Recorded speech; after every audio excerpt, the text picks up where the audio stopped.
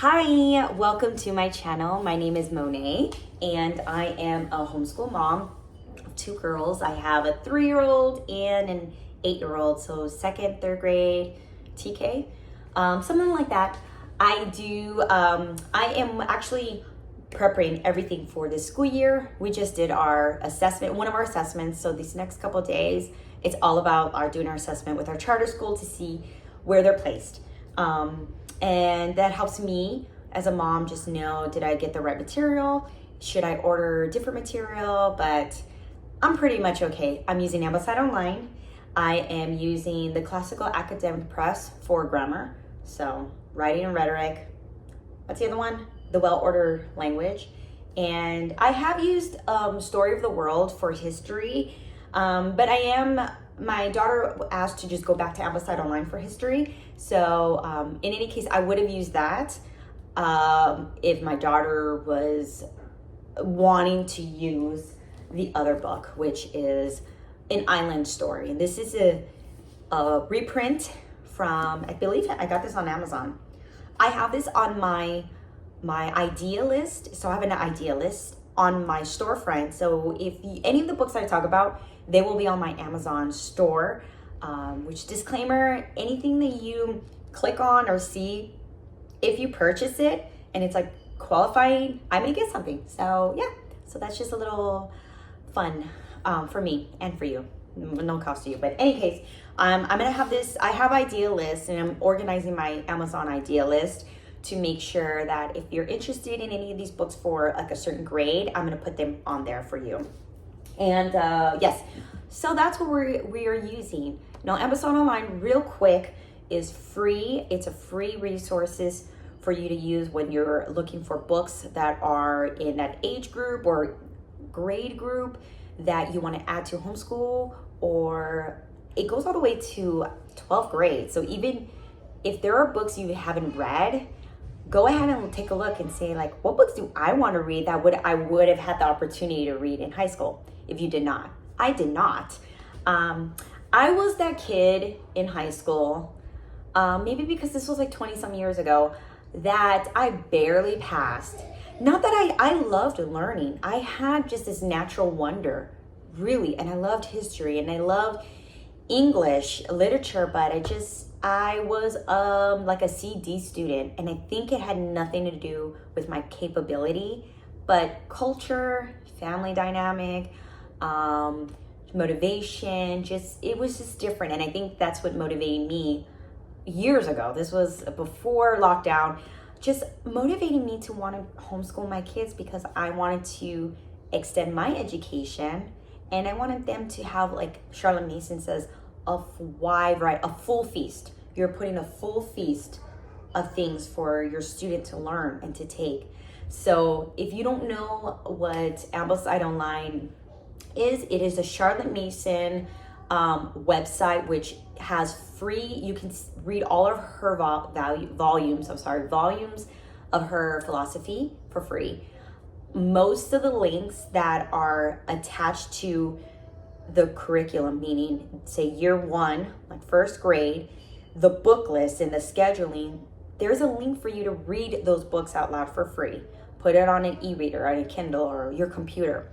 And then there's a schedule where you are incorporating hymn singing, and that's very huge, is singing out the hymns in the, during the week, singing folk songs, artist study, looking at art. And really, I'm trying to see if I have any art with me, because I'm going to laminate my art prints. So I printed out just on my Epson EcoTank. Yeah, I printed it on my printer. I laminated because my 3-year-old wants to participate and I don't want it to rip. So it's heavy duty. But you're looking at art, you're narrating art, you're learning pretty much art history early on. You're just getting used to it. Composer study, the same thing. Listening to Mozart, let's just say that's just very popular. Mozart, we're gonna listen to Mozart. Let's learn who was Mozart in the specific song or the specific, song. How did he compose this? How did he arrange it? What is the feelings? You're narrating. So songs, handiwork. So that's something I didn't know about, but really focusing, when we have our toddlers, we focus so much on their fine motor skills. But as kids get older, and I even talked to my husband, I took wood shop in junior high, and it was fantastic. I was able to work with hand saws. I was able to work with my hands, measurements. I felt very proud that I did something, I made something that was useful. And when I was in high school, we even had sewing class. We had all this. I talked to my nephew. They don't have those classes where he's at. I think they just removed them. They have more of like a digital class, learn how to, which is very important, but basic skills to work with your hands. You are whittling, how to whittle, how to sew, how to even calligraphy, working in fine details, miniature painting. That's something that I definitely want to do on my own. I'm not a great painter, but miniature painting, all of those skills that are not, they're not lost. They just need to be, I think, really added to the daily life. It's just a lifestyle, and it doesn't have to be lost. So Amblesideonline has a section where you can hear some ideas that you can do with your child. So we're just adding it on a schedule. I'm trying to think of what else we do. So you're going to be working with map drills. We're in that age, map drills, doing a timeline, a history, a book of time of centuries. Book of centuries? Yeah, book of centuries. In high school, my daughter, and I'm practicing right now, is commonplacing, or just having my regular notebooks where I am journaling, not so much journaling my thoughts, but I am either narrating, which I got a narration book. So I have a narration book. This is for me. If I'm reading something like a nonfiction, or if I'm just reading a novel, I should be reading my novel and narrating it every day. But I narrate to my husband, so far that's been helping me right now. Just a narration book. Your student will be practicing this, I believe, when they start writing. So maybe like 4th, 5th grade, as they get more confident in writing. My commonplace book, I have a commonplace book. It's a big one. I like the big size of a commonplace because you can, this one particularly has, let's see, I just started this one. So I'm trying to see how I did it. I like using the margins for notes, even though it says page number. I'm using it as margins, and then one page is going to be for that whole entire book. And then I use hearts.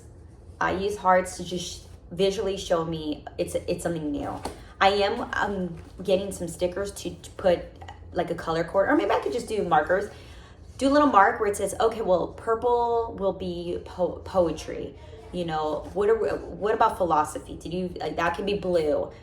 History, that could be red, whatever it may be. I just started commonplacing this, handwriting commonplacing. And I have handwriting and then my regular print. I mix it up a bit. I get tired of my own handwriting. I don't know if that's a good thing or a bad thing. Let's see, theology. I have a little book I'm learning about Reformed theology, and I have my little book, this is my little journal, just like, okay, what am I gonna learn? These words, what does this mean? I don't know what it means, so I made a margin of like a little side notes, what they are. These are my lookup. So kind of keeping my own little encyclopedia of what I want to learn. And that's how I'm using my theology book, my everyday book, my narration book. And as I am practicing, my daughter will see, and she has seen, and it's in her, I don't know, I guess like it's in our family dynamic. She's like, oh, mom's commonplacing. She knows these words. I know they're weird to some people, but mom is going to be narrating. She's narrating to dad, or she's doing that. So she just kind of gets in just her habit. Okay, so any case, Amblesideonline, great resource, book list. And how do you choose your books? Well, you can use the whole book list, or you can make it a light version. If you want to just focus on one history book, then focus on one history book. What's great about the scheduling with Amblesideonline, you're going to read one chapter per week. So I always encourage, try to use all the books. Unless it's just a book that it's just not working, then take it out. Or you're like, I really want to use this other book that's more modern, but you really love and it's alive, add that on. But I I would remove a different book so it's not overwhelming for a third grader, you know? But for yourself, it could be different. So I am rereading all fairy tales. That's kind of like in my I guess you can say in my list of books to read are all these different fairy tales.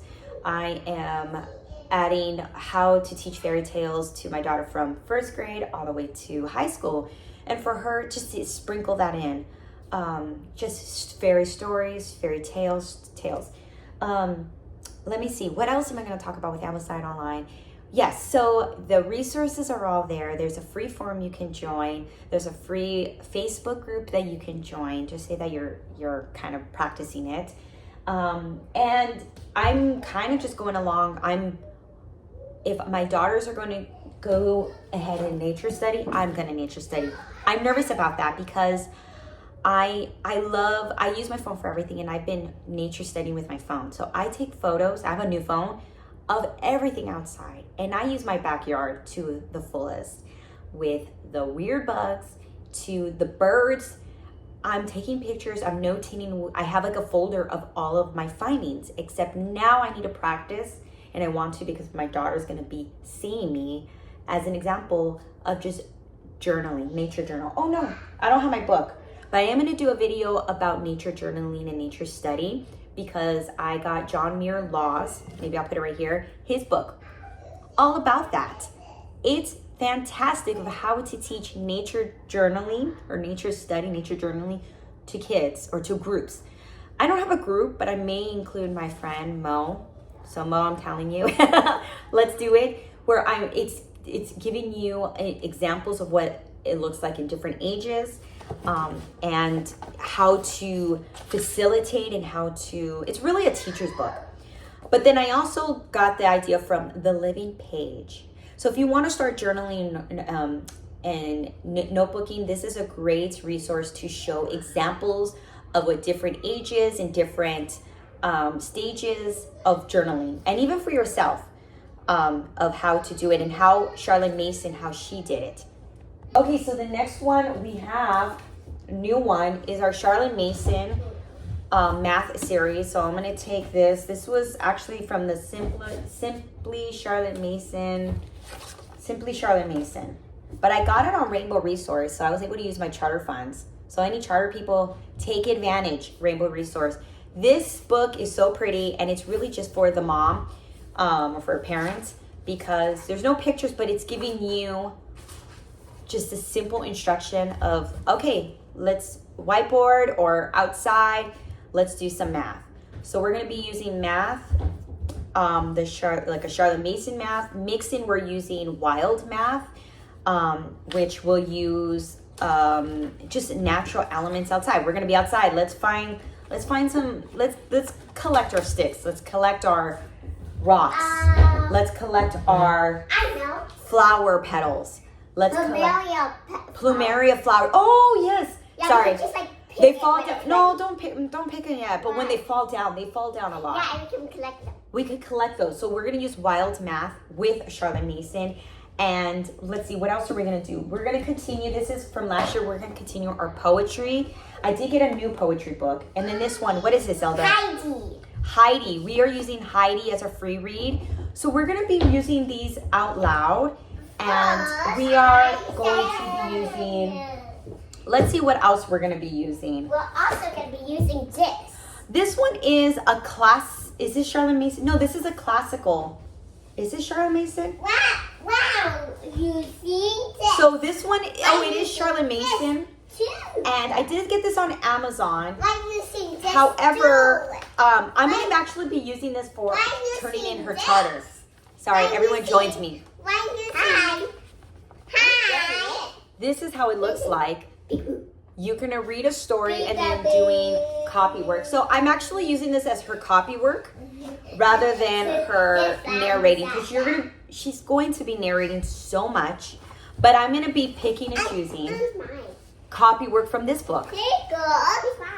And this will be on my Amazon link. And then what is this, Zelda?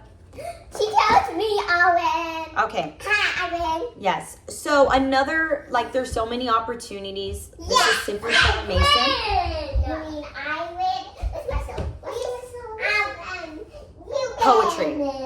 They're just gonna take over. Okay, they're gone, hopefully. Okay, so Shakespeare stories, introduction to Shakespeare before we do the plays, which we do plays I think in a couple years.